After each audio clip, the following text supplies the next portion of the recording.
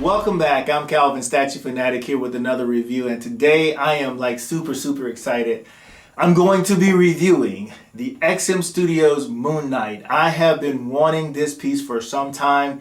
I ordered it when it first came out, and finally it is here, so I am super excited.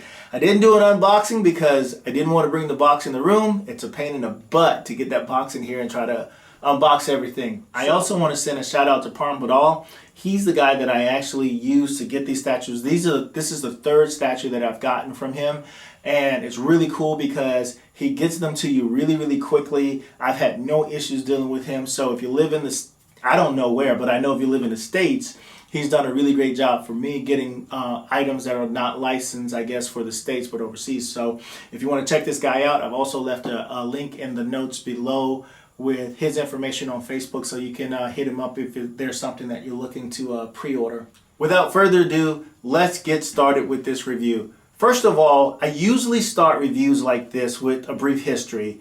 I won't do that so much for this statue. Talk a little bit about this is Moon Knight, also known as Marc Spector, who has a pretty rich history in the Marvel Universe. Since so many reviewers have done such an excellent job of doing a history of review, I'm not going to do one myself. But I will leave a text version of his history in the show notes, as well as a link to someone who I think did an amazing job with the history of Moon Knight. This is Arris Quinones from Variant Comics, so I'll leave a link in the show notes so that you can check out his history of. Now, let's get started with this statue here. First of all, this statue was sculpted by the amazing Caleb Nefzen. Caleb is one of my favorite sculptors. And if you get a chance, please check out the review he did with George over at MCE. He did a really great review with Caleb. He's a really humble, cool guy, and I enjoyed watching that video. And Caleb has done a lot of work, so if you do a quick internet search, you can see some of the things that he's done. And he's done the Scorpion that just came out as well from XM Studio, which looks absolutely stunning. Now, a little bit about the statue. The statue stands about 23 inches tall from the base all the way up, I think, to the top of the grappling hook. And we'll talk about the different switch outs and accessories before we get into the actual review of the statue. And I'm going to assume this is wide because he's about 20 inches from the tip here to the end of the cape. He's about 20 inches there. And then it's kind of hard to tell, but I think from here, that's from there to there, but from here to the outside of the grappling hook from this way, he's about 18 inches wide. So he's a pretty big statue, pretty cool. Now, before I get into the statue, I'm going to talk a little bit about the switch out parts so I don't have to, talk about them as we're talking about the statue. I'll just tell you what it comes with. Now, what he has in his hand right now, he has the grappling hook here, and the chain is connected to this chain, so both pieces you'll have to take out at the same time. You can't have one hand and not the other. The grappling hook is a setup that you can get with his hands. He also comes with this staff.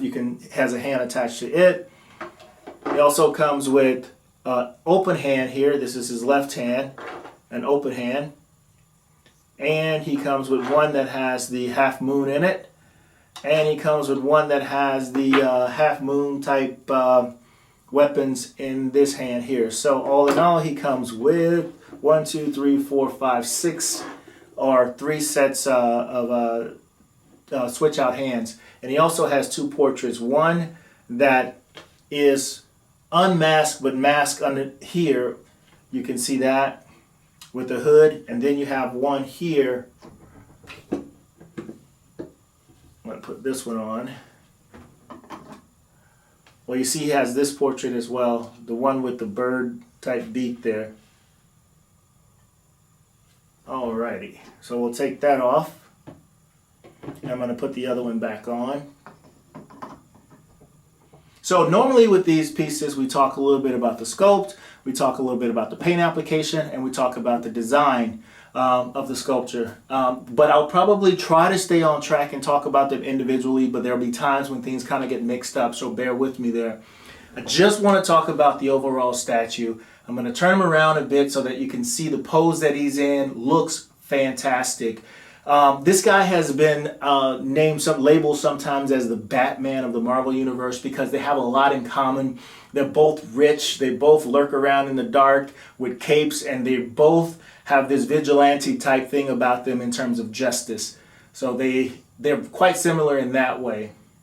But again, I'll turn it all around so you can see the entire statue.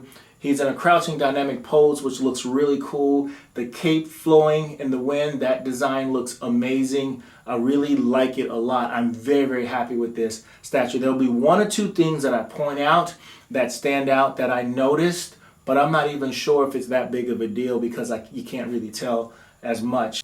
There you have the sculpt of him. Looks good. He's standing on top of this sort of moon god here, this statue here. And it's made sort of out of what looks like bronze, but it's of course resin, most of it anyway. The wings come off and it looks like there's some type of polyurethane, and also the entire cape comes off that also I think is polyurethane. It's lightweight, but it feels extremely sturdy when it's off. And then you have on the base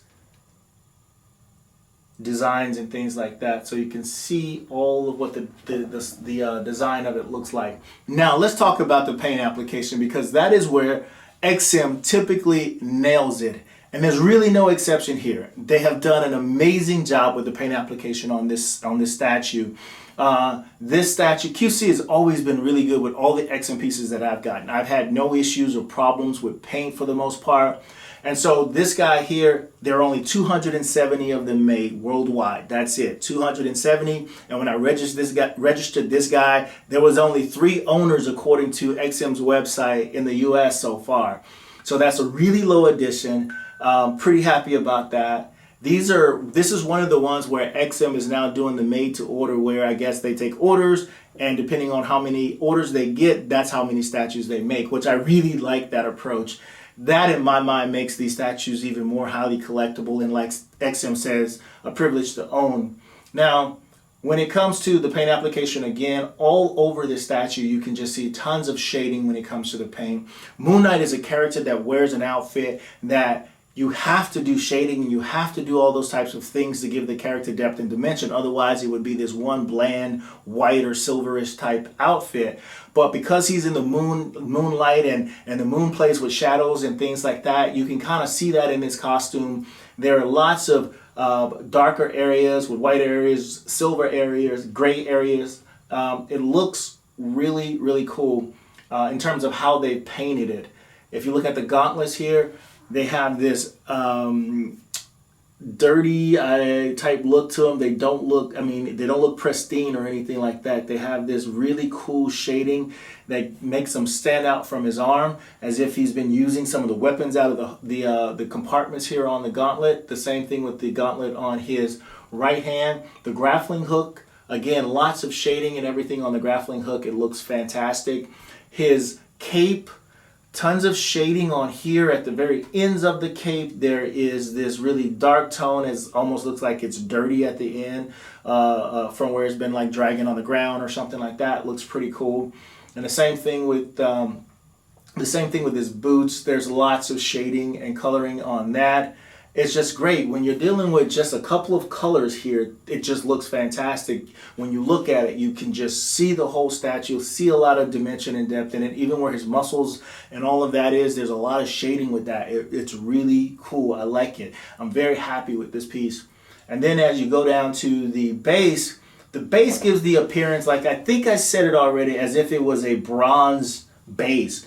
It is done superbly. It gives that illusion that you're looking at this bronze weathered base. They did something similar like that with the Magdalene statue that I reviewed. The way that it was shaded. I love the way that this is painted all the way around. Tons of shading on here that gives it lots of dimension and depth. I mean, this whole thing, coloring, shading, all of that looks fantastic.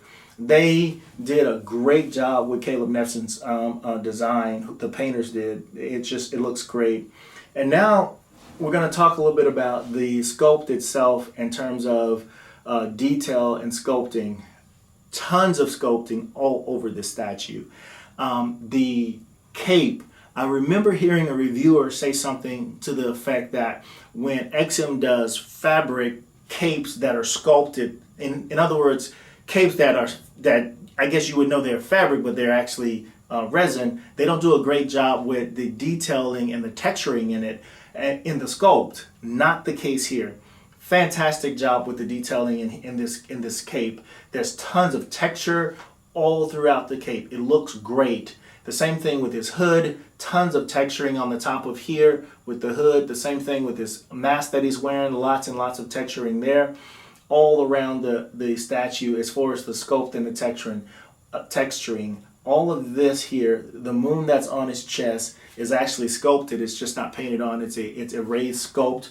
The same thing with the moon, the half moons that are around his thigh. They are raised and sculpted and painted again very well. I didn't point that out before, but they're painted two different colors and there is no spillover. The lines are clean. It just looks great.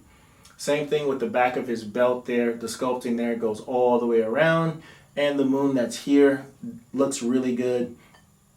As far as the detailing on his boots and his gauntlet, the detailing looks great. The sculpting looks fantastic. Here almost looks like some type of chain link type thing that's holding his gauntlet on his arm. Rope type cable. It looks great. The seams that are on his costume look great. Reminds me a lot of the seams that are on the Black Panther statue they did in terms of the stitching, and the stitching that's on the mask on his face kind of looks like a Deadpool mask on his face. Looks great. Under the bottom of his shoes, check it out. There is tons of the detail on the bottom of his shoes. Just lots of attention to detail around his boot. Looks great.